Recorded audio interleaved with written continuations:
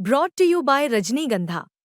यूं ही नहीं ताज ताज बन जाता है, शिल्पकारों का हुनर और चुनिंदा संगमरमर ताज को नायाब बनाते हैं। कुछ ऐसे ही चुनिंदा जगहों से बस खास ही चुनकर लाता हूँ। कतरे कतरे को मैं हीरे सा परखता हूँ। यूं ही नहीं मैं रजनीगंधा बन जाता हूँ।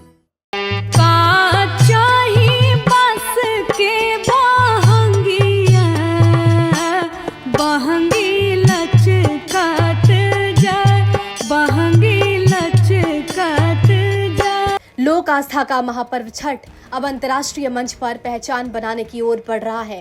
प्रधानमंत्री नरेंद्र मोदी ने अपने मासिक रेडियो कार्यक्रम मन की बात में घोषणा की कि भारत सरकार ने छठ पूजा को यूनेस्को के इंटेंजिबल कल्चरल हेरिटेज लिस्ट यानी कि अमूर्त सांस्कृतिक धरोहर सूची में शामिल कराने की औपचारिक पहल शुरू कर दी है।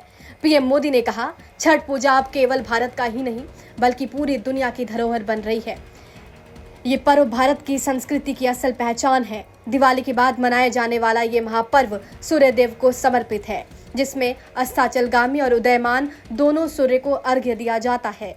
आज ये पर्व न सिर्फ भारत के कई राज्यों में बल्कि दुनिया के अलग अलग हिस्सों में भी अपनी छटा बिखेर रहा है। जब छठ महापर्व यूनेस्को की सूची में शामिल होगा तो पूरी दुनिया इसकी भव्यता और दिव्यता का अनुभव करेगी।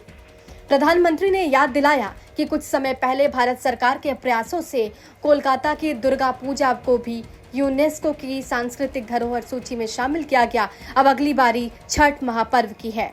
इसके अलावा उन्होंने कार्यक्रम में खादी और हैंडलूम को बढ़ावा देने की अपील की। मोदी ने कहा, गांधी जयंती यानी कि 2 अक्टूबर पर हर नागरिक कोई ना कोई खादी का सामान अवश्य खरीदे और #खादी टैग के साथ वोकल फॉर लोकल अभियान को आगे बढ़ाए।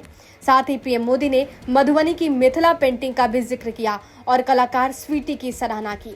उन्होंने कहा कि मिथिला पेंटिंग आज परंपरा का प्रतीक होने के साथ साथ महिलाओं की आजीविका का साधन भी बन चुकी है। ये दिखाता है कि हमारी कला और संस्कृति में भी आत्मनिर्भर भारत का मार्ग छिपा हुआ है।